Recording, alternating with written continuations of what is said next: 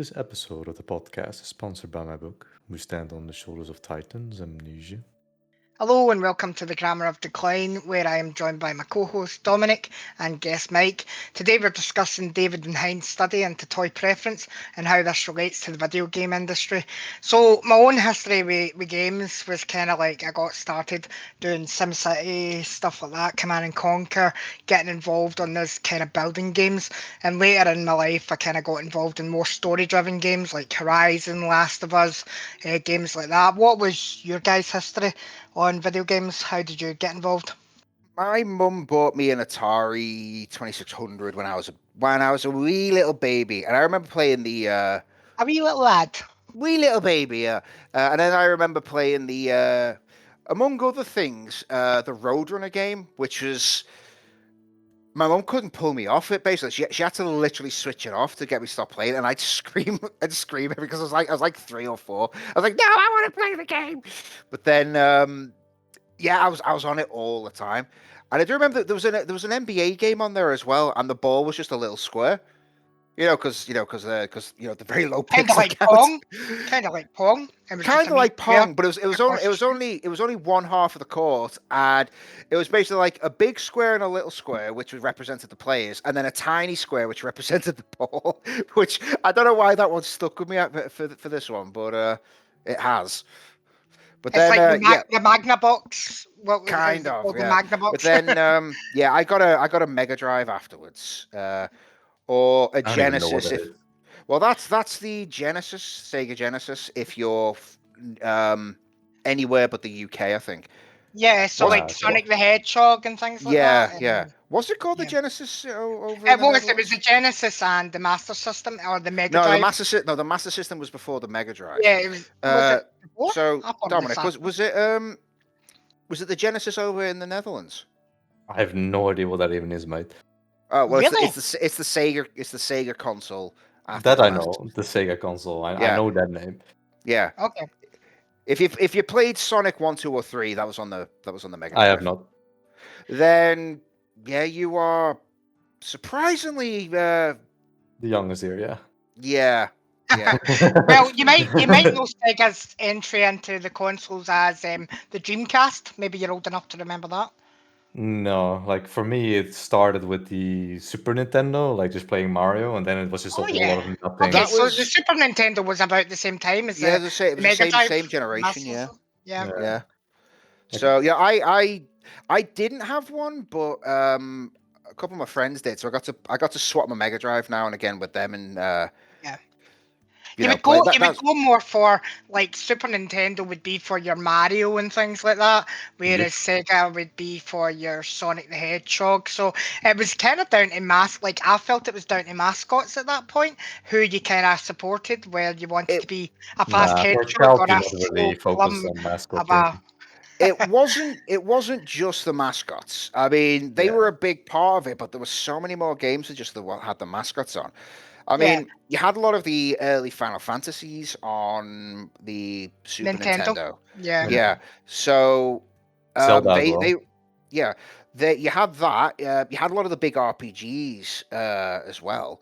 Yeah. Um, Well, a lot of people, a lot of developers found like when the Nintendo 64 came out, they were able to oh, I develop love that. better for that. And then, you had the rival to that, the PlayStation. But, discs obviously became more popular as time went on because you could fit more onto a disc than you could a cartridge. But Nintendo lagged seriously behind and they decided not to go for discs until the Wii got released, which was like 2002, I think, To be The 2003. to Cube be was fair, this. though, The Cube was already discs.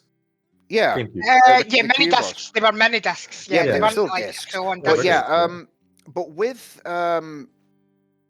even with still using cartridges, and you had that little expansion pack that came with it as well later on. Hmm. The 64 was incredibly successful. Yep. Yeah, I yeah, mean, Insanely sixty-four so. was. it did. I mean, I don't even know which company won that aspect of the console wars because It was quite packed. Well, no, actually, no. I tell a lie. Sega definitively lost because they didn't do anything after the Dreamcast. They worked But- some miracles getting some of those games onto cartridges, that's for sure. Well, you know. Resident Evil 2 is a great example. Oh yeah, Because absolutely. they somehow managed to get the entire game onto one a cartridge Yeah. with no compromises. Yeah. And if only if only you could get those same developers doing things these days, because the size of games now is getting a little bit excessive. Well, yeah, was it like 120 gig for Call of Duty? Almost, you know. It's Probably. also I mean, the quality of programmers, right? Like back in those True. days, a programmer actually had to teach all the basics and make everything himself. But if you look Yeah. at today, programmers are quite lazy. They just have a lot of spaghetti code as well. Like if you look Well, at did you not used to optimization- have those magazines that used to give you code how to like build a calculator, and you had to follow all of that code just to get a simple calculator?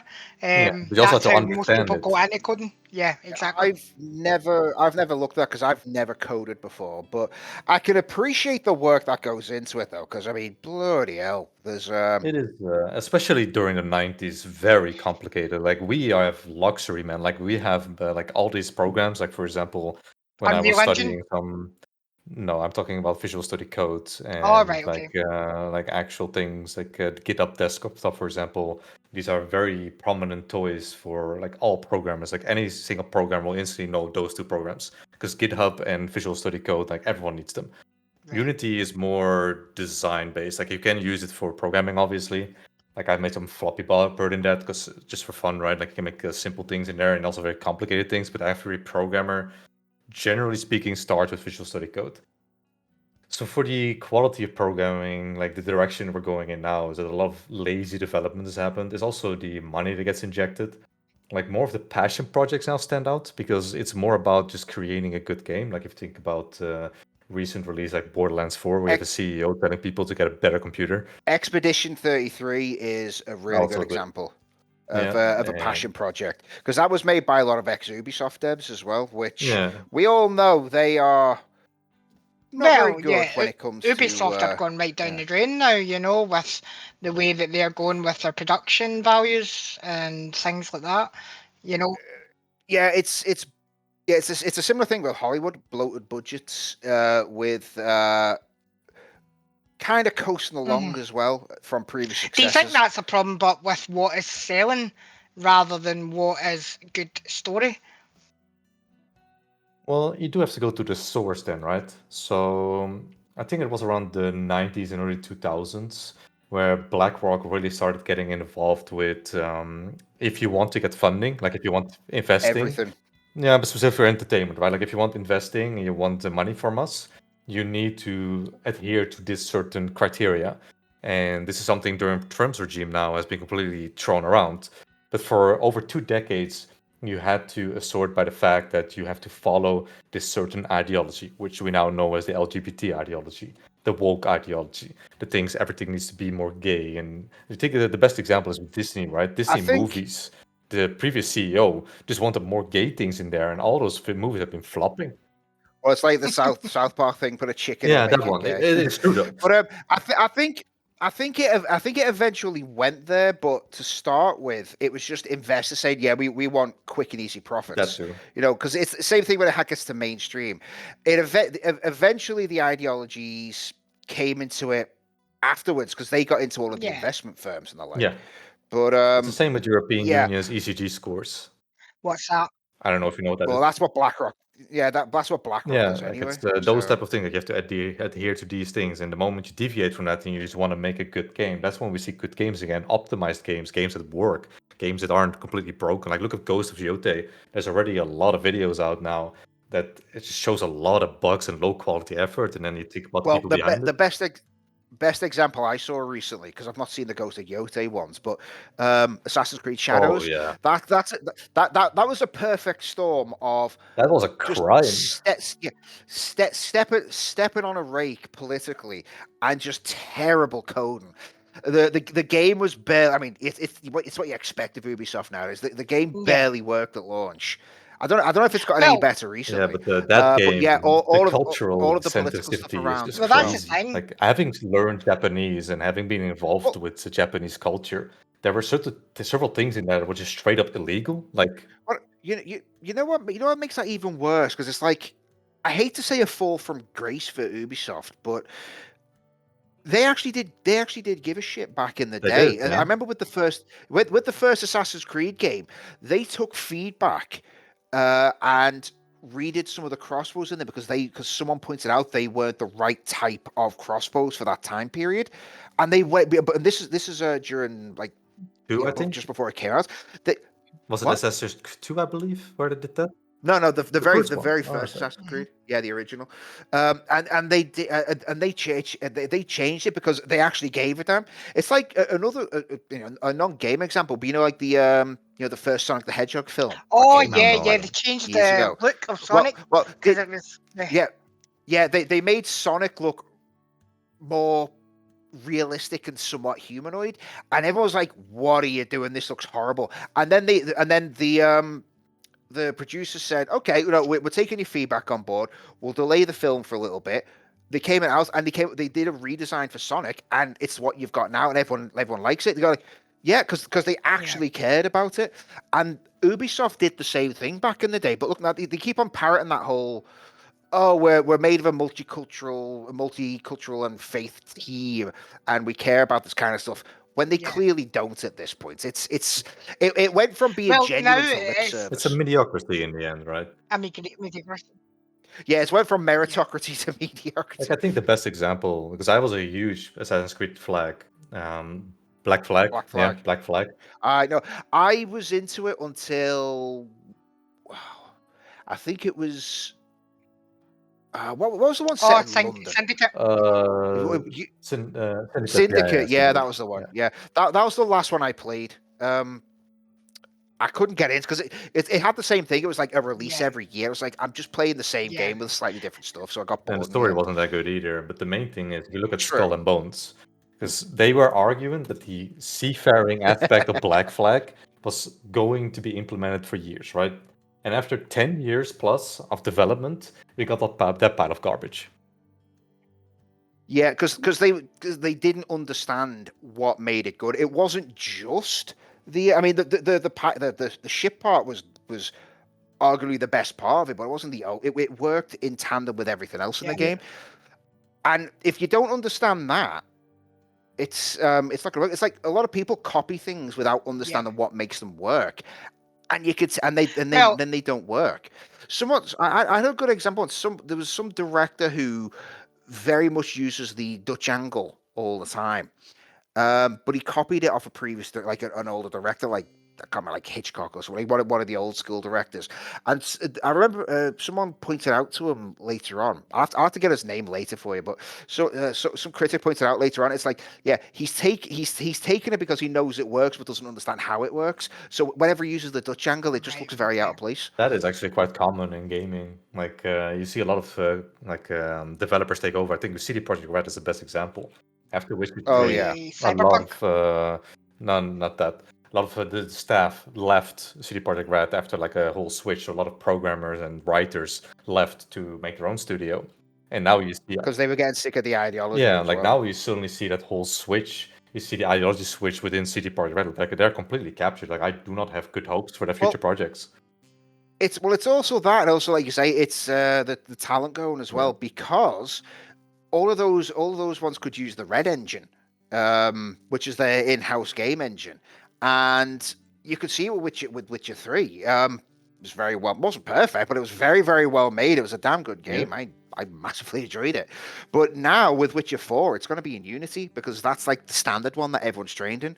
It's like, it makes me think, I'm hoping, like, even with the problems that Capcom has, I hope they keep using the RE engine, because that is a gorgeous engine. It is. I mean, I'm not much of a graphics whore, but I mean, it's not like my number one requirement for a good game, but I do appreciate a good looking game, and their recent ones with the RE engine have been absolutely fantastic. I know, if you look at like the hair strand technology, and even like what they've managed to achieve on lower game consoles like the Switch 2, if you look at the advertisement for Resident Evil 9 and what they've actually managed to achieve graphically wise, if it's not, if they're not faking it, if Nintendo are not faking it, it looks quite incredible on the Switch too, through the RE engine. So some of those engines are really built to bring out the most in games, you know, and how the developers use those engines, you know, is sometimes, you know, they can work miracles for even lower spec systems. But even looking at that, see, for example, I think it's a mentality of the games industry today that they just build a game and put it out there and hope that it'll start selling and then they can fix it later. It seems to be the common mentality now. You know, you'll get your day one patches and then you'll get a patch a week later to fix some bug that's came up somewhere. So it seems to be there's no testing anymore of these games. And I'd say that's more from the executive suite though, because there's a lot of the investors just like, yeah, we want it done quickly. You know, we want it done quickly. We want it done with a minimum cost, and then because of that, a lot of bad practices have been adopted by the gaming industry as a whole. Which is why when you see games like Expedition 33, everyone loves it, and it proves it all wrong for all of these standards that I've done. It's what happens when you get massive investors out of the they're out of touch with reality. Well, it's not out of touch reality. They just don't care about what goes into making a game. They only care about what makes money, and they don't care to find out what makes a lot of money. They just follow the trends. So you're going to see a lot more like shoddy AAA copies of Expedition 33 over the next few years, I think. Yeah, probably. Ubisoft already going to do that. Well, do you think definitely. Do you think this is what Microsoft as well has kind of done with their whole Game Pass thing? Even raising the prices lately? I generally don't understand Microsoft. Like, they bought all of these companies and they're doing absolutely nothing with it. They just got the IP and that's it. It's like, damn. I think they did it thinking that they could do it on brand recognition, and it's massily failed. Yeah. I mean, Bethesda's gone down the toilet. Because I'm thinking, well, you know, one of the there's a thing a little while ago about one of the Dragon Age Veilguard writers has been hired by Bethesda for Elder Scrolls 6, and everyone's just like, oh no, no. Yeah. But Bethesda haven't done well recently because well, the Oblivion remaster was okay. Yeah. Which one? The Oblivion remaster. Oh yeah, but that was an already successful game from nearly 20 years ago, and it was done by another company, so it's not all on Bethesda, that one. Right. Now they massively messed up with Fallout 76 and with Starfield, so they're in the same boat as BioWare. They need a success, but they're both trapped with bad publishers and bad ideology. So it's very likely that they are going to be disbanded by the time the next game comes out. I mean, I could be wrong, and they come out with an absolute belter because they've managed to turn things around. Yeah, and I hope they do, because they were really good back in the day. Yeah, I feel old when I say that. Mean, but yeah, they were good back in the day, but now they're not even a shadow of the former self. They're just a skin suit at this point. True. You do see some big trailers for these, you know, IPs. Like the most recent one. Well, I say most recent, but it was about 2 years ago. Seen a trailer for what do they call it? It starts with an F. I can't remember now. What's it about? It's an RPG. Fable. That's the word I was looking for. Fable. Oh, Fable. Yeah. 4, is it? Yeah. So seen an ad for the advert for Fable, and you know, it looked okay, but there's been nothing ever since then, since that advert was displayed. Then they also pissed everyone off because you had the typical uglification of women in that, because you got like a trans man basically playing the playing the main character, and that caused a big stir a few years ago when that happened. Because it ties into the ideology stuff. Yeah. So do you think wokeness in games is making people then kind of question their purchases? Well, that is the thing, right? Oh, definitely. The main problem that we're seeing is that these, like last week we spoke about institutions and how institutions are captured, and a lot of people that get these type of jobs have bachelor degrees, right? So they're already taught in the quote unquote liberal arts degrees. Yeah, I was going to say, it's the useless degrees we were talking about last week. So what we have seen with a study, for example, from Davis and Hines, is like a meta studies of 75 different analyses, that there is a difference in what men like and what women like on a general consensus. There's always outliers, but the outliers are a small minority. And if you're going to make a game for a small minority, that means the general consensus isn't going to be interesting in product anymore. Like, first, it's brand recognition. That's something people will buy into. If you look at like accessories like Supreme, for example, or Louis Vuitton, like this is still brand recognition. I'll buy a Resident Evil game because it's a Resident Evil game. Exactly. You know, it doesn't matter how crap it is. I'll probably purchase it because I want to play it because I love the Resident Evil franchise. So yeah. I was going to do that with Dragon Age, but then I decided when I saw what was going on with it, because I'm a big Dragon Age fan. Well, I was, but I didn't touch Veilguard, and I remember watching the review from after it came out, and he even said in that it's so bad. It's made him appreciate the preceding games even less because it leads up to this point. And I'm like, that's true. It's like kind of ruined where it's kind of ruined the franchise as a whole because it was that bad. Would you say that would be like the same for The Last of Us or even Horizon Zero Dawn, where they kind of franchises? Last of Us pissed off a lot of people because of what they did. And it was proven that everyone was right, because with the TV show, the exact same thing happened when Joel got killed in season 2.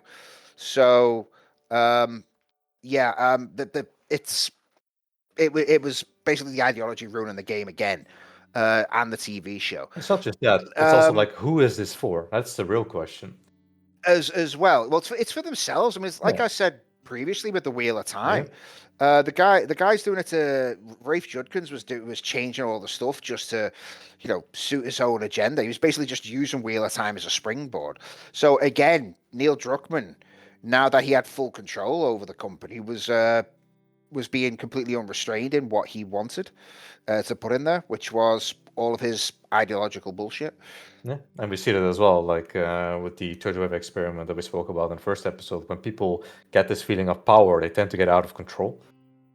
It takes a lot of discipline in order to keep the consensus. Like, I don't really like Steve Jobs, but for what it's worth, he actually had a philosophy behind what he wanted. So during quote unquote Apple's golden age, he was forcing ideas that could actually sell. And that is like the key thing, right? Like, you're trying to create a product that people desire. So the old Assassin's Creed games, Rayman even, I really like the Rayman games. Rayman was good. Pokemon as well. Like Pokemon, we didn't even speak about it. Pokemon was like the name. Look at Pokemon Go. Pokemon Go blew up just because the Pokemon name was attached to it, and you could get it on your phone. You could go to outside. Everyone was outside during Pokemon Go. Like, it's deep. But not even that. But like back in the day when a Pokemon was originally released, it was the cards. Everybody bought the cards because they wanted to play that. I think I might be the weird one here, because am I the only one who never got into Pokemon? I mean, for me, it's my childhood, right? Like, I was a little baby when those games came out. No, I was about 10 or 11 when Pokemon Red came out. I was about the same. I mean, I did play them on the Game Boy, but I never got into it, so I never bought any more after. I got into the cartoon series originally, and then I got the cards, and then I started getting into the video games as well. But I can remember like going up trips with my mum and dad and having the Game Boy in the car and playing Pokemon Red, and it was its own monster. For me, it was Pokemon Gold. Actually, Pokemon Gold already shows, right? I'm a different generation. Yeah, very much. No, there was one Game Boy game that I really enjoyed, and that was the Robin Hood Prince of Thieves film tie-in. For some reason, I was on that all the time when that was out. I have no idea what that is. Never seen that. Well, you know the film Robin Hood Prince of Thieves. Yeah, Prince of Thieves. It was basically it was the film tie-in to that. Basically, right. It was basically just following the plot of the film. No, that's a good thing, right? If you respect the material, you actually get good games. And same with Witcher series, right? Like, Witcher series was good because the material that it originated from was good. At least until the show, anyway. I mean, the yeah. show Yeah. is Well, that's the thing. we don't talk about the show. Yeah, well, what show? Exactly. What show? But yeah, and that's the thing. It's like you can respect the source material without following it completely. I mean, the best example of this is Lord of the Rings trilogy. Oh, that's a different Because ball game, because not only did they not use the 3D animation of those things, the CGI, they actually stuck to actual custom making, like the original way movies were intended. well, it's that too. But when it came to actually just following the source material, they did it as close as they could.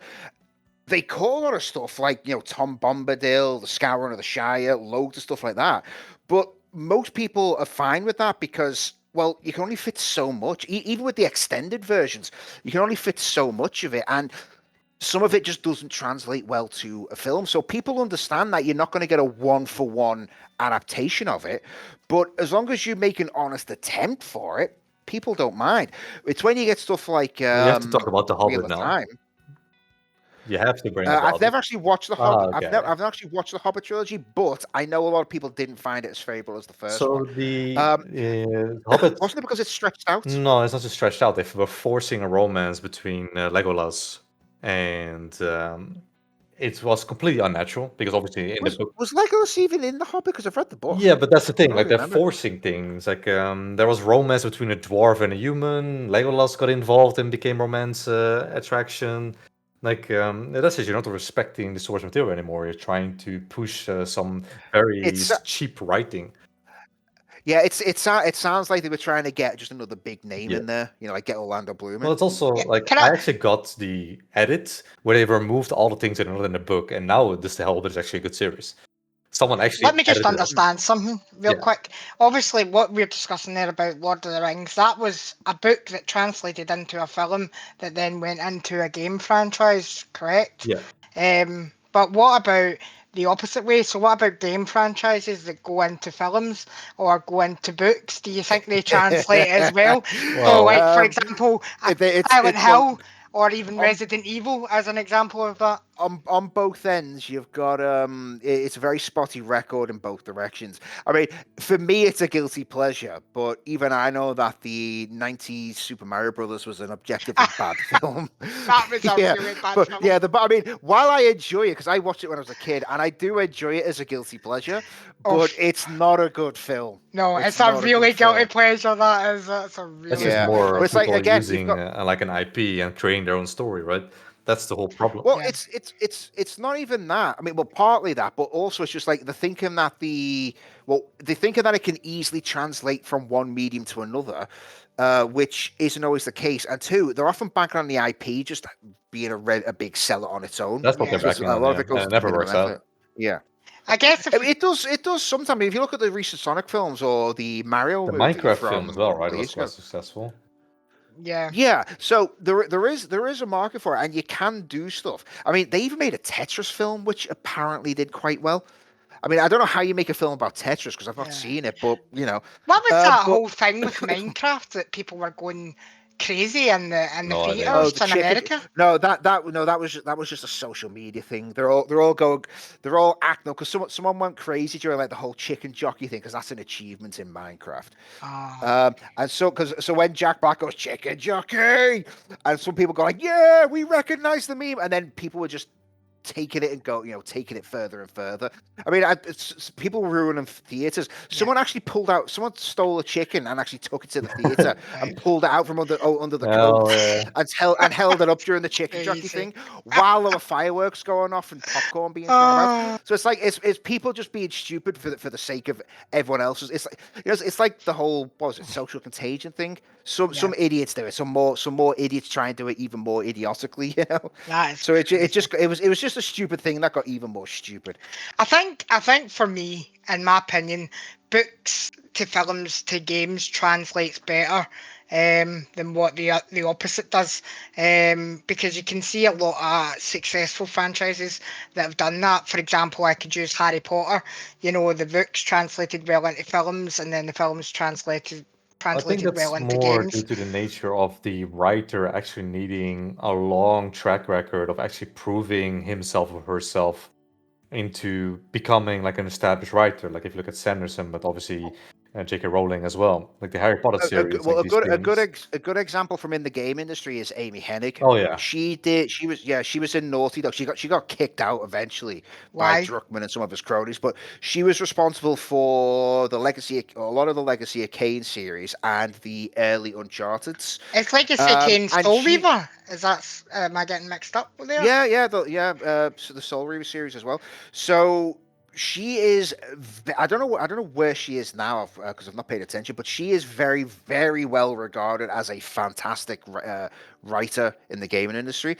And funny enough, it's a woman who does it as well to go against with their ideology. They should be happy to have someone like that, but no, they threw her out of Naughty Dog. yeah. But that's the thing, Yeah. right? Like the other route from book to game or from book to movie is just way more established because the books, like actually becoming an established person who sells books, is way more difficult than the other way around. So the books, the Yeah. source material already tends to be of much higher quality than something that was just rubbed together with multiple writers. Because one writer being over full control for one book, but an editor potentially, is much different than a game that has multiple writers, multiple ideas that then gets taken into Or a TV show as yeah, well. like it's more complicated. Like Scrubs is something I used to watch a lot when I was younger. Oh, I like But there Oh, I is love so Scrubs, many yeah. writers involved with that series, you know. Dr. Cox, Yeah, he was it's one of the best the characters ever. Yeah, Oh yeah, no, Dr. Cox is it's the amazing. best. But yeah, no, you can see it like the different quality of episodes. I mean, you see it with any series like Star Trek. Yeah, same thing. Like I used to watch The Next Generation religiously. I still go back and watch it every now and again. But yeah, the different qualities, some of the episodes and some of the arcs. Yeah. I mean, you had the ones like like there are four lights. Stuff like that was fantastic. But then you get like some of the early ones, like where they were obviously trying to shill Wesley as like some great character. And no one Genius. liked them. Boy genius. Yeah, and you can see the difference in the quality, but as the seasons go on, I mean, it's generally accepted that the first season was a bit naff. The second one was improving. The third one is where it really found its stride. I mean, have you ever heard of the trope growing the beard? No. No. Okay, it's the shit. That's the trope to say when a show really comes into its own. Yeah. Okay. But is that And not this also... this is just a little bit of random trivia. That is mostly done because in season 1, Riker didn't have a beard. In season 2, Riker did have a beard, and that's when it started to improve. So that's why they call it growing the beard. But is it also not the actors getting settled into their characters and maybe developing their characters a bit more that allows That for that too. creative direction I to think then... that the That's best it. example is Game of Thrones. Like the characters, the actors and the characters got so involved with each other when they saw the final season. Like even in the interviews, you saw this the reaction of the actor of Jon Snow and Khaleesi were so surprised because they were like, "This is it. This is how it ends." And so there was Yeah. that involvement obviously over the years, but eventually they're at that point where it's like they're so involved they can just get disappointed. I mean, everyone else was. Yeah. Why can't they be? But yeah, it's just when it comes to that, it does come over time because like a lot of shows have a lot of weird things that happen in the in the first few episodes, as they're trying to find what works in the show. Like usually if you watch a show and if you watch the pilot, that is vastly different to the rest of the show because they're throwing things at the wall and seeing what sticks. A good example is Castle. Have you ever watched that? No. No. Right. So it's basically a police procedural, right? No. But, It's almost like House, but police perspective. Is that... no, it's a police procedural. But yeah, the pilot episode to that was vastly different to how the rest of the series ended up. Right. I mean, Okay. in a good way or in a bad way? Oh, in a good, it's in a neither way. It was just different. They were trying things with the pilot, and then when the series actually started, there were clear changes between it, but it worked. I mean, it went on for like 8 seasons, so it's not a good or a bad thing necessarily. It's just Yeah. a lot of shows have to find themselves Yeah. in a certain way, like find the footing. So I guess you could say that about Star Trek as well. Like it has its oh own yeah, different definitely. spin-offs. Like for me, my personal favourite was Star Trek Voyager. Same. I loved that. I I loved like the Voyager. fact of a female captain and stranded in a Delta Quadrant where they're basically all alone and they have to make their own decisions. So they've not got any institutional body really behind them to make any decisions. So really, that's them. They're on themselves. You forgot the second aspect with that though. They were also with some was it Marty rebels who were like made up half the crew because they were all stuck in that Like situation. Chakotay and stuff like that, and Yeah. definitely. So there was that obviously conflict on board as well, where you had the character, but at the end, obviously of the season, they all came together as a family, and they wouldn't consider themselves on the Maquis end or well, they would still all consider themselves Starfleet, but they wouldn't consider themselves two separate crews. They would consider themselves Yeah, I as mean, one whole crew. so what they're doing there with the early episodes is seeing how far they can take that conflict and whether they need to drag it out, or if they resolve it quickly and get onto the more exploration type of stuff, which they ended up doing. But if we take that's what I was talking about. If we take that over to games, how much can you actually allow for that in a game? Because then there needs to be multiple games, for allow the characters to develop. Where I think now it's like trying to squeeze it all into one game, like to see the development of a character, maybe. I'd say it depends because you've got ones like Dragon Age. So the first Dragon Age game is vastly different to the other Dragon Age games that came later. In tone and how it's done. The similarities, but the change between one Origins and two was very big. So it's not a bad thing to try different things when it comes to further games in the sequel in the series, sorry. But you've got franchises like Sonic which practically try to reinvent the wheel with every game and completely needlessly. So it depends on what they're doing and how it's done, I think. Because even if you look at the evolution of Resident Evil, you've got 1, 2, and 3 where the main protagonists were like Jill Valentine, Chris Redfield, and then his sister Claire Redfield, and Leon. No, but I mean the characters, like, these characters were quite, fundamental characters to the whole series, and they would continue throughout, through Resident Evil 4, but Resident Evil 5, Resident Evil 6, they took the games in different direction style-wise. Like, they became less about survival horror and went more into action. But then 7 brought it back to horror, but then it did a different thing completely because they brought in this character that was unknown, Ethan Winters, and they brought in him, and nobody knew about him, but it still worked in that genre. And then later on, through the expansion, they brought in Chris Redfield to bring it back to that,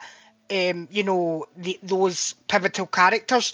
And I think they're now talking about in Resident Evil 9, there's a lot of rumours about Leon being involved because it's going back to Raccoon City. So it's like those moments, that's what makes a franchise exciting for me, is seeing these returning characters, seeing how they've developed as characters. I reckon, for my 2 cents, I think it's got to be Claire, not Leon. Well, yeah, you could be onto something there. Yeah, definitely. But I think even the way they've put the character across, like this new character, we don't know a lot about her, Grace Ashcroft. She's kind of like almost a damsel in distress because she doesn't know. That's the thing, because they wanted to say one of the reasons they changed, where they pivoted in Resident Evil 7 and going back to the roots, was because the main series protagonists have become too powerful. Yeah, so, like Leon was about. If you look at Resident Evil Village, you're playing as Ethan. He's stronger than he was in 7, but he's still way out of his depth. Yeah. But then you get to the bit at the end when you're playing as Chris, and it plays like a Call of Duty shooter. Which isn't necessarily a bad thing, but it does show the power differential between the two. There is a power dynamic there because one's a trained specialist and the other is basically. He's been doing it for decades. And he's been doing it for decades at that point. Yeah. So what they're doing is they're trying to bring more everyday characters to bring back the survival aspect of it instead of the action. So I'm thinking if they do bring like Leon or Claire or Chris or Jill into the into Resident Evil Requiem, if you control them, it's gonna handle vastly different to how you do it with I forget what her name is now. What's the new character's name? Yeah. Uh, Ethan Winters, you talking about, or no. It's Alicia Ashcroft's daughter. I forget. Grace Well, people Ashcroft? people. Grace Ashcroft. Great. Yeah. So because she's not used to it, so yeah, so she's going to be running around in terror most of the time. Yeah. I mean, I saw something in there that reminded me of another Capcom game, which was Haunting Ground. Have you played that? Nope. No. If you can get your hands on it, it's really good. It's an old Capcom survival horror. But what happens is there's an unseen terror mechanic in it. So as the things, because I forget the main character's name in that as well now. But oh no, it's Fiona. So as Fiona encounters more and more terrifying things, and if the stalker at that moment, keeps on getting close, she'll eventually panic. The screen goes black and white for a second, so you know it's done, and you temporarily lose control of her. So she starts running around in a panic, and you can barely steer her around to try and make her not crash into things because she'll fall over and leave herself very vulnerable. And if the stalker catches you, then you're pretty screwed. And I saw a similar thing in Requiem. Where Grace just gets so terrified she's running, but if she bumps into stuff, she's falling over. I was like, yeah, they've clearly taken that from inspiration from one of their old games there. Yeah. But it just shows you wouldn't see Jill or Claire doing that at this point. Yeah. Because they just look at it, raise an eyebrow, and have some kind of a quip or a one-liner. Yeah, and because then just get down to business. I think that's because their background allows for that. They're specially trained operators. No, that's the point. They're Yeah. used to it. They've seen it all. Yeah. But someone like Grace, who she might be an FBI agent, but she's only an analyst, I believe. So she's had no real field experience. So she's going to be in a vastly different situation compared to one of the main series protagonists. It's the same with Ethan Winters. You saw it more in Seven, because it was his first time in that kind of situation. But yeah, I mean, he's very much a fish out of the water at that point. Yeah. And the same thing goes with Grace. Now she is in a completely unfamiliar situation. She's not going to know what to do. She's going to be terrified. That kind of thing. Yeah, and that's what's good character development. But when does it become wokeism? When does that line get drawn? I think there's a good example with Final Fantasy 14. Like the first Right. installment of Final 14, the MMORPG, was a complete disaster. And then Yoshi took over as lead, and for making A Realm Reborn, he made it so that all of the developers had to play World of Warcraft. And I think that's like the core concept. Like when you're developing a certain game, you should be playing other games, understanding other writing, like have a good opinion. Yeah, you have a good opinion of like different things. Like this is what you like, this is what you don't like, so that you're actually involved with all of it. Otherwise, you get these slops. Because I generally don't think like most of these writers actually play video games. Yeah. Well, I think even like looking at Kojima, and he understood a lot of films. He took a lot of his inspiration from films. He's a massive Tarantino fan. Yeah, that's why a lot of his games, like Metal Gear Solid, are very cinematic games. And he had a good understanding of what writers, what directors were actually what points they were trying to put across in their films. So he naturally could make games cinematic. Sometimes I think that Kojima's just a failed film guy, though. Oh, he generally likes making games. Yeah, it touched on a lot of things. I know he likes that, but I sometimes joke, like thinking that he's like, he couldn't get into Hollywood, so he just sells for games. It's funny, but because a lot of his writing is spot on with what's going on today and today's society, and I think he takes a lot from Orwell and stuff like that as well. I think a lot of that. I don't know a lot about the biography behind the person, but you know what, right? I saw a video recently. I'll see if I can pull it up for you guys later off stream. But There was a guy who did a review on Metal Gear Solid 2, specifically the ending about how AI, The Patriots. AI, yeah, the Patriots, how they control and gaslight society, that kind of thing. And it's like, you know what? Kojima predicted all of this in the early 2000s. It's like, should we be paying more attention to him? Yeah, but I think Orwell also did that in his books, did they not? Well, with 1984, yeah, Yeah, that's the most But I obvious one. think yeah. for Hideo Kojima, the difference is just like he's seen the lost decade in Japan in the 90s. Like this is something that the Japanese call the lost decade. This is a decade that has been lost for an entire generation because of how huge the Yeah. gap was for them. And it was during this time as well. You saw like huge things like Ghost in the Shell pop up, like this real Oh, cyborg, yeah. cypunk type of world with Final Fantasy 2.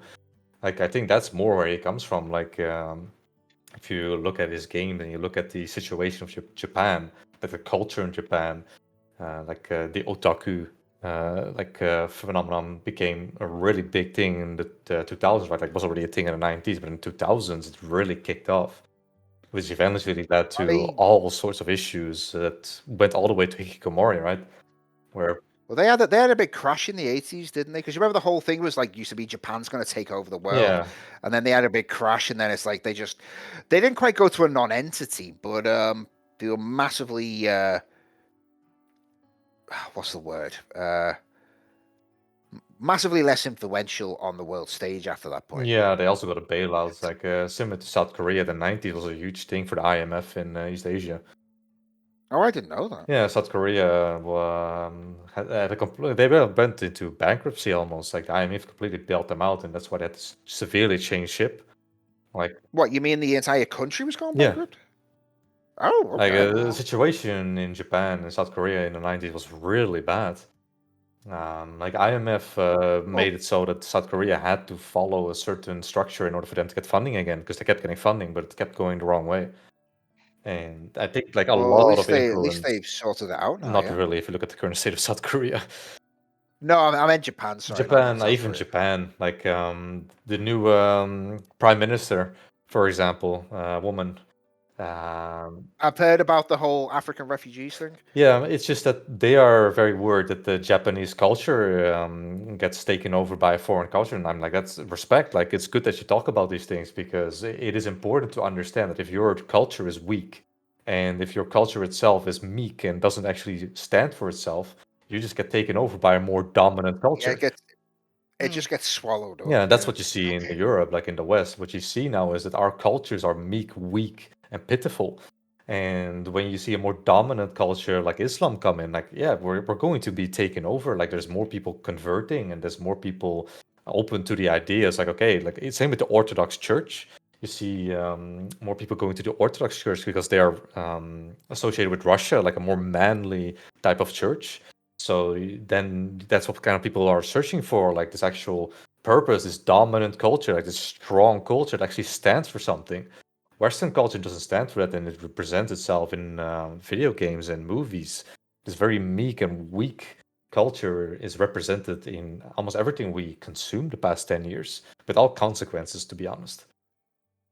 Did you point out any games that would like look would go back It's just a to that mediocrity, right? example Like, you're given? yeah, like it's a mediocrity. Like if you look at Sweden, for example, like Swedish bashing has become a very influential term because every time you look at what you shouldn't be doing, you look at Sweden because it's just an easy thing to do. Like in Sweden, for example, it's come to such an extreme that little boys are taught to go to the toilet sitting down. Like you're no longer allowed to stand up. Like you're no longer allowed to do this. Like they're brainwashing an entire generation. If you create a generation like that, you create a weak culture. And if you create a weak culture, like yeah, you're going to have video games. Like for example, Yeah, what's the excuse for that though? it's just ideology Mm. charged, right? Like I like playing Yeah. simulation games. Like for example, Victoria 2 was one of my more favorite games, and then Still 3 are for me. came around as Paradox. Like Paradox in Sweden Yeah. was so ideology charged that in Victoria 3, it's almost impossible to deny that there's just communism behind it. Like it's very influenced by Karl Marx's idea of how a society should be operated. Like there's no penalties of multiculturalism. There's no penalties. Well, there are some, but no penalties really that Like if you think about min-maxing, right? That's kind of like what I do. If you want to get Yeah. the absolute best state of your country, you basically have to follow Marxism, which is ridiculous because Marxism has already been around for over 100 years, and we've seen all of the countries around them collapse. China took Marxism's idea and fused it with capitalism, created a whole new entity. That's the current state of China, but there are still consequences from their previous decisions in communism, like with the one-child policy. And Swedish games, like not only are they creating horrible games with horrible ideologies, at the same time they're also milking them. Like it's just one DLC after another, whilst the game itself is still broken. It's just barely operational. Like there's the combat, for example, is completely out of place. Like doesn't function at all. But they're like, oh, it's just an economic game. You get a lot of gacha out of China and South Korea as well. No, And not Japan, China. actually. No, they've done a few. No, I they mean, have done a they are few, but they're responsible for- mostly like the way China operates is like Sword of Legends Online, for example, is one of the biggest franchises in China. It's an MMORPG that completely failed in the West, which has almost nothing in there when it comes to like mechanics for gaming, like gacha and like fear of missing out, like the FOMO, these type of things, right? China is really on the path of create a product and respect people's time. Or South Korea is full on. This is another thing with South Korea. South Korea, the main reason gacha games are so prevalent there, even if they make a game that doesn't have it, people get upset because there's a lot of people that just get a job, don't have a relationship, don't have like anything really going on in their life, and they just want to a win. wage slave. They just want to win in something, and then they go into a video game and they just buy their way up. And even in games where they try to remove that due to the fact it's released in South Korea, it's a South Korean game, well, not really majority, but there's like a lot of people with money that are like, no, give me this, otherwise I get upset. Like, you will give me this. I want this. Like, I want to pay to win. Like, I want to just buy my way out of this. And that is just a philosophical difference in gaming when it comes to South Korea and China. With China, they're really Right. steering the ship of gacha makes them a lot of money, so they create gacha games that aren't really super popular in China, but they're super popular in Japan and South Korea. And the West. And West. I mean, I play a few gacha games. I don't. Funny enough, I play a few gacha games where I've never paid into them at all. Yeah. I mean, that's Which the I best think way. I'm one of the weird ones. One of the biggest ones I played was Raid Shadow Legends. You know, I've that not was played probably that. the biggest I've gacha managed game to ever. avoid That's a that. Western gacha game. It's your boy, Ray Shadow. Oh, I know, honestly. Sponsored by everything, you know, it's one of those ones. That just Or it makes so sponsors much everything. money, man. Like, it's just like a game like that, in my opinion, should be illegal. Like in my country, there's already like they're using an old law from like the 80s for casino games that makes it so that certain games that are being made just are not allowed to be released on the market in the Netherlands. Well, it was Raid Shadow Legends was a casino company that was behind that game. It was actually the developers was originally a casino company, I believe. I mean, yeah, that's the philosophy behind it. Behind any. Yeah. I mean, I'd say don't make it illegal, but it's got to be under very, very strict regulation. Yeah, like, similar to a the casino. Like in the casino. Netherlands, you do have a casino. Like we have the Hollands Casino.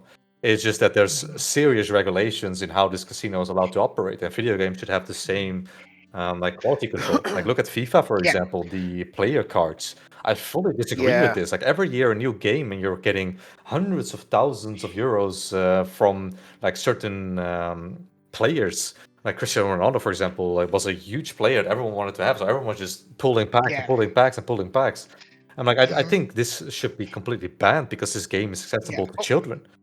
There is a thing. Well, there is a thing as well, which is tangentially tied to this. When I was a kid, now I didn't do it because I'm not into footy, but my brother's a big footy fan. You had the footy, football, soccer, whatever you want to call it. You had those sticker collection books, so you'd go and buy packs of stickers. Same with the Pokemon cards. People do that, so it's not just within the game of space. But when it comes to like the Pokemon cards or the football player packs, they are targeted specifically at children. Yep. So, but it's the same thing. It's gambling for children. Yeah. So what will we do in cases like that? Because Well, those ones are socially accepted as well. And- yeah. So If you yeah. look at the whole loot box situation and, like, for example, Star Wars Battlefront or Fortnite Well, loot or boxes are these. disabled here. Like, let's make that very clear. Loot boxes are illegal in my country, so nobody can get loot boxes. Right. Okay. They're not illegal here yet. There's But been they're getting there though. They are The way getting it's being done. Yeah. I mean, I think I think the way they've been done, the way they've gone is completely it's beyond the pale. predatory. But Yeah. but you can do something where you can actually have loot boxes in there, but they need to be way less predatory and Yeah, be very it's like- heavily Overwatch is a Can you good regulated. imagine, example. right, Like you- Overwatch didn't. Well, that's the one that started it. Yeah, Really. no, You've Overwatch got- didn't start it, but it's just that. Well, no, sorry, not started, but they codified. it. Yeah, but the way You've they got- did it was there was almost no money incentive in it. Like with Overwatch loot boxes, like I played Overwatch for years. That's where my career started. But I never paid money on it because it was just so easy to get these boxes, and it didn't really matter either. And at the same time, you got a currency that just allows you to buy the skin straight up. And that's the other Yeah, thing, right? but- Like it allows you to buy the skin whilst playing the game, so you don't actually have any incentive to pay money for it. One of the worst parts of a lot of detractors, well, maybe depend on your position, but one of the things that a lot of people hate about loot boxes is that the game is actively made worse for it because Yeah. they need to make it worse so you can be sold the solution to the problem. But also that you've got the problem is as well, right? You've not only got kids that want to get these, for instant gratification, they want to get these characters that come from loot boxes that are clearly predatory, but also you've got adults with no impulse control who also want to get the same thing because they want to be special, they want to have this unique skin. Well, that's FOMO as well. that's Yeah. FOMO. Yeah, so definitely. So it's Wouldn't very predatory that these loot boxes play on that FOMO thing, and it should be rightfully banned. It's basic psychology. I mean, these things have been proven to be psychologically effective. I mean, I would say, using the currency to buy things like that is good.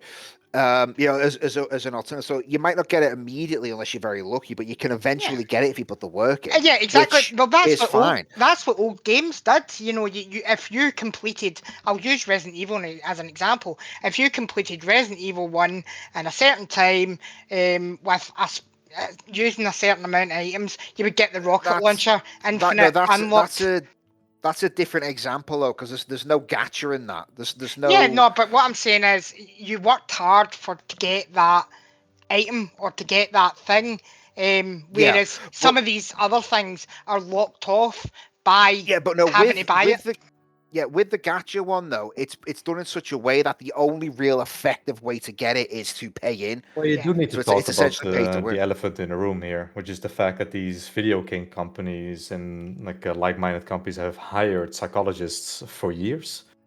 Well, marketing companies do that as Yeah, well. but they specifically hire, like for example, I watched this seminar from like some psychologists for like EA and Ubisoft, like a huge seminar for like the big companies on how to exploit, well, quote unquote, children. So they knew exactly what they were doing.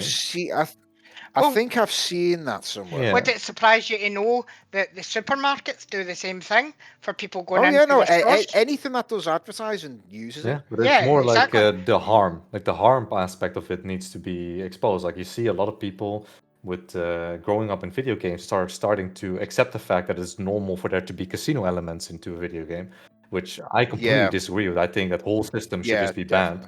Unless it's like an 18+ game, I don't want to see it. Because if you list it as 18+, I'm like, yeah, sure, fair enough. Yeah, I know, I agree. 18+ is fine. And as long as it's strictly regulated as well, because you do have people with like compulsive personalities.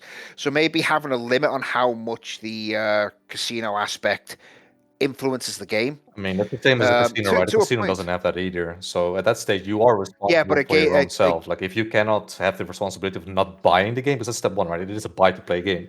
Then you just don't buy it. If you don't have responsibility, I'm sorry, but that's on you.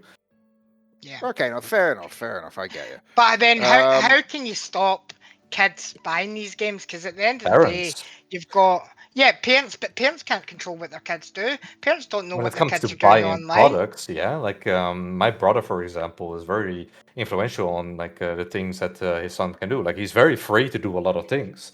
It's just like when it comes to like he plays Roblox, for example, but when he wants certain things, my brother actually asks him, "So why do you want it?" Like he wants to actually have it explained to him what he wants to do with this, and then he looks up and asks like me, for example, or someone else on what the game actually has. Like for example, I did warm him out on Roblox, so he has a lot of parental controls on his child playing Roblox because it's a child of Yeah. 12 years old now. Like in that sense, Okay. the parent It's a very should. dodgy. It's a very dodgy Yeah, game. but the parent has the responsibility of making sure that you use like every tool available to you so that you don't let things go into the zone. Like he's only allowed to play these Yeah. games, for example, in the living room, which some people Yeah. might say That's a good idea. that there is a lack of privacy, but it's like it's a video game. Like when we were growing up, the video game console was in the living room. And my brother has Yeah. the same Yeah. mentality. Like he can see what his son is doing, and if he's just playing around and he's voice chatting, my brother doesn't really care, and his wife either. Like they don't really care. But that's the consensus. Like a parent, if you are a parent of a child, you have the responsibility of taking actions to make sure that even in this wild west of the internet, you have a certain idea of what's going on. Yeah. I think, It but is a good idea that, yeah. I think there's a technical, maybe, sometimes people are limited in knowledge, the parents, especially of how to actually lock their kids out from that environment. And that can like, you hear of stories of kids who can control tablets at the age of 4, and their parents probably know as much as what their kids do. So the kids can just override these controls, and that's a problem in itself. Then just There is don't give your no child a tablet. yeah, I would agree with that, but Or that's yeah, learn to be better than your kid as Yeah, well. that too. 'Cause, I mean, yeah, I'd agree. Don't give kids tablets until they're like 10 or something like that. So then they could do stuff with the school stuff only, and then once they hit 16 to 18, then they can get it for like But that's personal kind of the use. thing, right? Like, yeah. my nephew now goes to middle school starting this year, and now he finally got his own phone with a phone number. And the first thing that he was made to do was message me and the rest of the family so that if anything happens, he instantly knows how to contact us. Yeah, Like my brother yeah, is very that's a good idea. observant. Smart kid. No, but Smart that's just kid. how he is raised. Like all of the children are raised that way. Because my brother also grew up with video games, probably more with consoles like you guys were playing, because he's much older than I am. But he also he played GoldenEye on the 64 quite often. Hey, And that kind of Hey. thing, right? Like he is 6 years older than me, and that is the consensus. Like he kind of knows little things here and there, but for the rest, he's just not involved. He's like, I want my child to have a lot of freedom, but if he wants to play video games, he's going to do it around me, and that should be more than sufficient. If you want your child to be on like some sort of console, like he was only allowed 1 hour a day. That's similar to us. Like me and my brother were also allowed 1 hour per day. So he follows these strict guidelines that we were raised with, and it's like he's still allowed to play video games. He's still allowed to play games with his friends. It's just that he has like this clock, and like eventually, when he's old enough, that's what my brother said as well. He can do whatever he wants. It's just that he wants, at least whilst he's growing up, that he goes outside more and he plays more, and he's very friendly, and you see that back with him. my mum made me do. My mum and dad made me do that. It's like I played games a lot, but a lot of the time they'd also say, "Nope, you're going outside. Don't come back till the sun goes down." Yeah, but that's a Yeah. good thing. Like But I don't then- see a problem with Oh that. yeah, and I agree. I mean, I benefited off from it. I mean, as a kid, I hated it, but Yeah. now that I'm There's a lot of older fear and in this culture quote-unquote now, but wiser. there is a lot Well, of yeah, fear in this kids culture to let kids outside Yeah, as true. well. kids aren't allowed to play. Although, I mean, given that there are certain groups out there that would try to take advantage of that, which fair enough. But yeah, Yeah, kids just aren't allowed well, to play in the neighborhood Look anymore. at it this way: you're more. It's a touchy subject, but it's more likely if like something like that does happen, it's more likely to happen by a person who knows Yeah, the kid that's than factually a proven. person who doesn't know the kid. So these stories that the media put across of abductions X, Y, and Z, yes, it does happen, It's but just it's very fear-mongering. rare, and it's usually by the person who actually knows the kid It's in the first fear-mongering. place. Like it creates a very unstable society, and like it's been proven that It's it a tends to low be someone trust society. Yeah. Yeah, I think if you take that to an online element, people can be anonymous, so then people can groom kids as well And to that's do been proven things as that well. maybe this. Like Yeah, so because that anonymity, it opens that gateway for then more abuse to happen. Like Europol had like this huge operation where they arrested almost 3 million people in combination with like the FBI and CIA. It was a huge operation. So like one of the main reasons we see like a lot of control over the internet is because, well, politicians have no idea what they're doing, right? But this is something that Yeah. does reach their ears, where there's like millions of people being arrested due to like grooming allegations and like things that were Yeah, actually and this is happening. why we're probably talking about like digital IDs right now in the UK, is because they want to try and cut down on that Yeah, as but well, like they, you they know? don't know the philosophy behind it. That's a problem. Like Yeah. I think like this is one of the things that Plato said, right? Like Plato was very adamant on the fact that you need philosopher kings to rule a society, which there is truth in that, but that also has its downsides. But the main reason he said he made that judgment is because if you are someone that actually engages with like the philosophy and knowledge of actual human being and civilization, then you actually kind of like know which direction you want to go in. But if you're just an empty shell that just parrots whatever he hears in the news, like, yeah, you don't have someone with an actual philosophy of what needs to happen. And then you get Yeah. the mouthpieces. And like, even with this digital rights thing, and like, I see what they want to do with it, but they don't even understand what they want to do with it. So it's a complete mess of a thing. Like the whole bill Yeah. in the European Union, for example, is like everyone can get checked except for the politicians. So they're already protecting themselves. They already know it's a completely predatory law that they're trying to force. Well, look at the Online Safety Act over in the UK as Yeah. well. Yeah. Yeah, that, I mean, again, it's just done to control. I hope it gets repealed soon because But it's just predatory, you know. Like they have no idea what they're doing. They're just trying to force something that sounds okay on paper, but in Yeah. reality is completely predatory. Like this Yeah. is the things that But all are yeah. wrong about. it also feels like they're tarring everybody with the same brush for the mistakes of a few, or not mistakes, but the bad choices of a few. You know, the people who are actually out there for malice, to cause damage. You know, everybody's getting tarred with the same brush because, you know, they can't control those few who want to Well, go out there and do evil things. it's like the old saying. I can't remember who came up with it, but you know, those what's it like? I can't remember the proper quote now, but you know, the choice between freedom and safety, and if you want safety, you deserve neither, or something like that. I'm butchering the quote, but you know what I'm Yeah. talking about, right? Yeah. Okay. Like Yeah. Benjamin Franklin, those who will give up essential liberty to purchase a little temporary safety deserve neither liberty nor safety. That's Yeah, I Franklin. think that's the one. Yeah, that's Benjamin Franklin. Okay. There we go. Nice one. Founding So I fathers, mean, man. Founding fathers. I mean, they had some good heads on the shoulders. I mean, that's the Yep. thing, right? Like in America, they were very clear on the kind of vision that they wanted to go in. Like, there's a lot of delusional Dutch people that are like, oh, America took like the idea of their independence and like their like whole independence paper from the Dutch. I'm like, no, they're not. If anything, they looked at us and they're like, you guys are a bunch of idiots, and we're gonna do kind of like the opposite of what you did. Like, they used us as an example of what not to do, actually. It's like what I was telling you before. It's a counter example. Yeah, but that's the thing, right? Like, in order to create a society, they were very influenced by like a Loki, Berkey, and how the Dutch independence movement went and what we did with our constitution. There was another philosopher, a French one, Montes something, like I can't pronounce that name.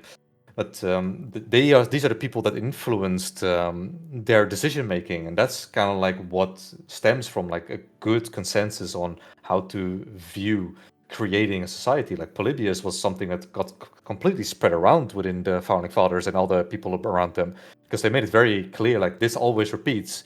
Try and create a system that makes it so that it doesn't repeat, even though it's still repeating, because like now we're seeing democracy fail in America. But that's the thing, right? Like, if even in video games, entertainment, like any kind of media just needs some sort of like philosophy behind it in order to function. The best example is sports.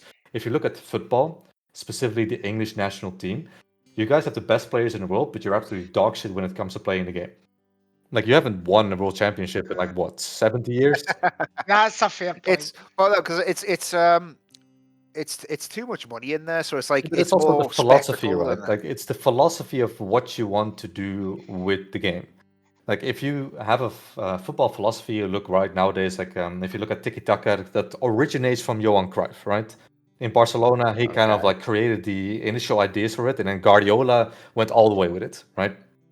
In Right. between, you still had Van Gaal, obviously, but like, So are you saying then that developers don't know what they want to do with their games? yeah, but that's what we're seeing, right? Like they're But just like just from higher up, they need to make just bear. money, and from them themselves, they want to make a game. But the only good games, that like the actual good games that are coming out, are low budget companies and passion projects. Like look at Yeah, Hollow Knight, indie games. like Yeah. Hollow Knight Silk Song. Oh no, I thought you were talking about the actual game itself, No, not the actual video philosophy of games like in the it. company, the philosophy of the developers. Like right now, we have an ideology, not a philosophy, and this ideology is going to be extinct in 3 generations with the way they're going. Right?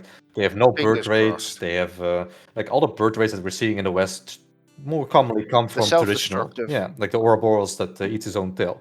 Like it's a self-destructive, self-eating ideology, and like give it enough generations, and there's going to be none left. They need to keep getting people from outside in order to maintain the status quo. That's why they're getting so much immigration in, because yeah, we don't have enough birth rates. Why do we not have enough birth rates? Because people are not having children. Why do people not having children?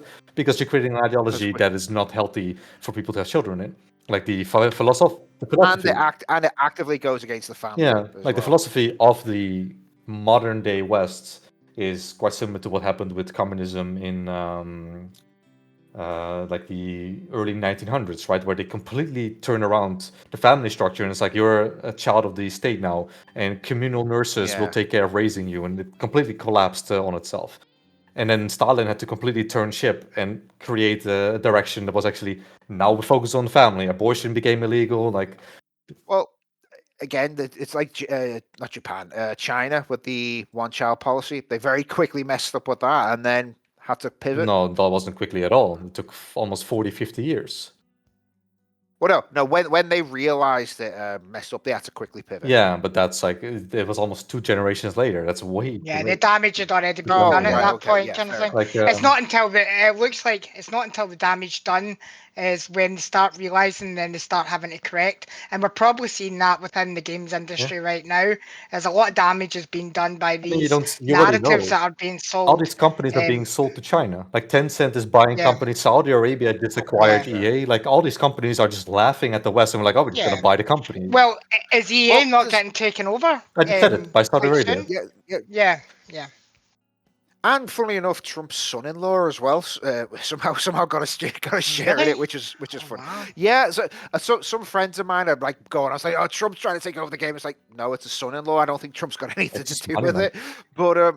But yeah, it's like it was an easy buy.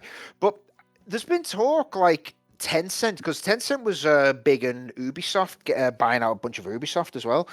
Like was it last year, or the year before, That when year, I Shadows think. came out. Yeah, Shadows time. Yeah, and people are saying that some of these Chinese companies, especially Tencent, are going in and fomenting this kind of stuff on purpose to lower the cost of these companies so they can obtain them themselves. I mean, Which there is definitely plausible. truth in there, but the main thing is like this is the thing with Westerns, right? Like I said, especially activists and delusional people, they're like, oh, China just wants these things because they're gonna do X, Y, and Z. China just wants these things because they want money.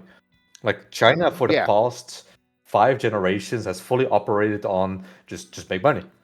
Just make a lot of money. Like if you make a lot of money, you can build up the country from the ground up. And like if you look at there's a lot of ghost cities in China as well. But these are like the Money makes the world go round. yeah, but that's the thing. Like they are trying to rebuild China into a futuristic state. And at the current rate, they are succeeding. The only problem is that they have a surplus of 34 million men in the country. And that's a huge deal. Because if you have 34 Well, million they're men that are also- single, that's going to be consequences.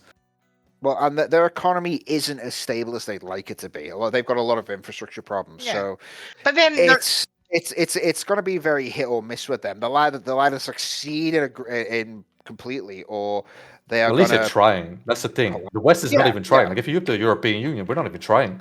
We're obsolete. We are Yeah. so We're so stagnated. It's not even funny. Yeah. Like, But look at the Chinese industry, but as well, like Tencent, okay, they're buying over almost every game company, but then there is independent game companies in China that are doing well. Look at the example Black Myth Wukong. That was a Chinese studio game science that made that game, and it did incredibly well, and it was a great story. but that's another thing about fully philosophy, enough. right? Like Black Myth Wukong had the philosophy of Chinese developers actually visiting places in China to get inspiration, actually understanding the religious tradition behind it, because Wukong itself is a very famous story in China. Yeah, it's a very beloved story. It's like that in the Three Kingdoms period. Very Yeah, you beloved cannot story. mess with those. Like Three Kingdoms, especially when Total War released the Three Kingdoms, they had to be very careful because a lot of Chinese people instantly got upset due to certain things not being factually correct. Right. I mean, they managed to pull it off with Dynasty Warriors, which was Different game stars. which Different game right yeah, there. no, yeah, different game shows, but they managed to pull it off. It's quite popular, isn't Yeah. it? Dynasty Warriors was a great game, and from what I see, they're actually remaking one of the things. But it looks like it's always the same in the game industry as well now. They seem to be regurgitating a lot of old stories because they can't come up with any new ideas, you know. And like I love the Resident Evil franchise to bits, but also I get quite annoyed when I hear another remake's going to be remade. But then I get excited because I'm thinking, oh look, they're going to develop these characters in Well, different ways as well. It's you know? different because it's different because if they're doing an actual remake like what they have actually done with the Resident Evil series, that's fine because they might be using a template from an older game, but it's actually Yeah. still building up. Well, look what It's they've when done with it's the constant remasters Yeah. that's the problem. just look quick what they've done now. with Resident Evil 1, where they took that game, they had a story already behind it, but then they built on it. Like they added Lisa Trevor to the game, so there was more lore involved there. Well, they developed say the Lisa mansion. Trevor's going to be in. They say Lisa Trevor's going to be in this one as well, Requiem, Yeah. which would be cool because it's like she somehow managed to survive the. I mean, I know she's like near indestructible, but it's like Yeah. she's managed to survive the Spencer Mansion destruction, Raccoon City's destruction. Okay, they didn't use a nuke; they retconned that into a thermobaric missile. From So what it's like basically it's like super napalm or something. from like what that. I'm hearing, but she survived all of that, and then we just hiding out in Raccoon City for like what 20 years. that would be epic. But from what I'm That hearing, would be awesome if it is the true. developers are saying that apparently it's not Lisa Trevor, that monster that you see in the mansion, and they have no plans to introduce her. But then Capcom have been known to play the audience off. You know, they've been known to divert attention. Look at what they did at the Gamescom announcement. You know, they diverted the crowd and said, "Oh, we're not going to do an announcement for Resident Evil. You're going to have to wait to the 30th anniversary." Yeah, no, creators have lied before. Yeah. Yeah, so I mean they again, might good be ones. subverting, they might be distracting the audience or Well, subverting. not even that. They're just outright lying to them. It's Yeah. like a good example would be Assassin's Creed Shadows. All the bullshit they were saying with that, and I mean, they actually none of got it was sued, true. right? Like, it was so bad with Assassin's Creed Shadows that they actually spoke about it in the parliament in Japan. Like, they were doing things that were just completely unacceptable, like using statues and also digging the emperor's grave. They had the Tory Gate thing as That well. too, yeah, the World War II But one. there was another. I mean, there's another example of that, which is when Netflix did the Cleopatra Oh yeah, the biopic. Black Yeah. Cleopatra. And that pissed off the Egyptians so much. The Egyptian Ministry was looking to potentially sue Netflix. Yeah. I mean, I think there's a difference, and there's a fine line probably between developers blatantly lying about things, and then also subverting expectations. And I think Capcom have been very good at that, at subverting expectations for games, because then, you know, in today's age, it's very hard to become surprised at a game that comes out, because months before end, there's leaks, there's YouTube videos that I disagree show with gameplay. this. Look at Grand Theft Auto 6. Expedition 33. Yeah, Baldur's that came out and Gate. surprised a lot of people. But well, Hollow any Knight, big Silk games that people. Song. Like, you're talking about AAA here. I still need to play it. Yeah, AAA's become very predictable, Yeah. and a lot of the leaks, that come out are from them directly. They just, it's not a leak; it's a press tactic. So Well- some of them are genuine leaks, but Look a lot at of them that Grand come out Theft are Auto just. 6 that got hacked because I am somebody not obviously. I bothered with mean, GTA Grand Theft Auto 6. 6 is a game that doesn't even need to advertise, let's be real. Yeah, no, exactly. They could just say GTA 6 Next in year, 2 done. years, and everybody would still be, Yeah. I know, excited. Yeah, because it's a mega franchise, you know. GTA is Even also there's like, even this is the thing with there's- GTA, like the philosophy behind the developers is like they are actually invested in creating a game people want to play. Yeah. Like GTA 5 had a good story, had like not really lore accurate, but they had a good representation of things that are actually happening. in a fair way. The online as well was Yeah, massive. like they There's even in the story they've always like been trying to stay in the sort of honest way movie type of show, right? Like it's a good story writing that they've been doing for a few games now. Yeah, definitely since GTA 3, Yeah. when they wrote more into the characters. But there's even been it's funny because there's even been talk in my workplace, like holiday days for that game release. Because it's such a big recognised franchise that people are probably going to go on the sick just to play that game. If they don't That's get a happened holiday. before. I've So done that once or twice. it's amazing that it's actually getting talked at from companies who are aware of the fact that this game might cause disruption to their workforce. I thought that was incredible, you know what I mean? Because when you work in operations, you kind of get to find out these things. Yeah. I find it funny because people are doing that meme of like this has come out before or this has happened before GTA 6 has come out, and I'm just thinking it's like, well, GTA 6 is probably gonna come out before Half-Life 3. Oh yeah, So it's gonna That kind I of just meme wondering went around, is it yeah. gonna I've given up in yeah. Half-Life 3. Valve are just not going to Valve do that. doesn't You've care. released Half-Life Alex. Well, the thing is, there was a thing that was done at New Year. They had the voice actor for the G-Man put a message out on Twitter on New Year, which sounded like they were doing something. I mean, they did So it people with are the like, Half-Life as well, is it right? The Half-Life 3? virtual reality thing as well. They what? They did the Half-Life virtual reality as well, right? Yeah, Half-Life Alex. Yeah. Yeah. No, they also had they had that, and then they had the anniversary thing. I just that came mean that out as they're well last using year. that like franchise to just make things for different type of things. Like I don't think there will be a tree. They're just creating like side stories and side quests, stuff like that. Well, they might. Well, we'll see what they come out. Well, if they come out with anything, but if It's been 20 I mean, years, 25 years. Like I think we can safely yeah, but say it's not going to happen. I know there's been games that have had like a 20-year gap between games. Yeah, but there's no developers working on it all. Like it's a very small studio, and like they were working on CS2. There was like some development going into Team Fortress 2, some in Dota. Like if they were actually going into a project like that, they would actually need either to hire more staff, or the whole staff that is currently working on different projects would have to drop everything and work on it. Well, they've got a very weird structure, though, haven't Yeah. they? So they could probably mix and match. I reckon they could do it, but yeah. Yeah. I mean, This is wishful thinking. I'd be pleasantly surprised if they do get it to come out, but I'm not holding my breath for it. It's just Basically. the hype Do you would be think too it'll big. be a woke game? But do you think it'll be a woke game if it comes out? As the question. Oh no, definitely No. not. I mean, Valve's done a pretty good job at keeping that kind of shit out of the thing. I mean, you've got some people trying out there saying like, "Oh, Valve's woke," because there's like, do you remember the original tram ride in Black Mesa in the first Half-Life? Kind of. So Yeah. someone put a picture up there. It's like, oh yeah, we wokeness has always been in video games, and they show like the on the tram, there's like a disabled space in there, and it's like, that's not wokeness. Or they say having Alex Vance as the Deuteragonist of Half-Life 2 is she's a strong female character, therefore it's woke. It's like, no, they were doing this because it was a good story. Alex is a good character. There's always been disabled spaces available for people in the workplace. It's not forced in. It's just a natural part of the world, and it comes across as natural.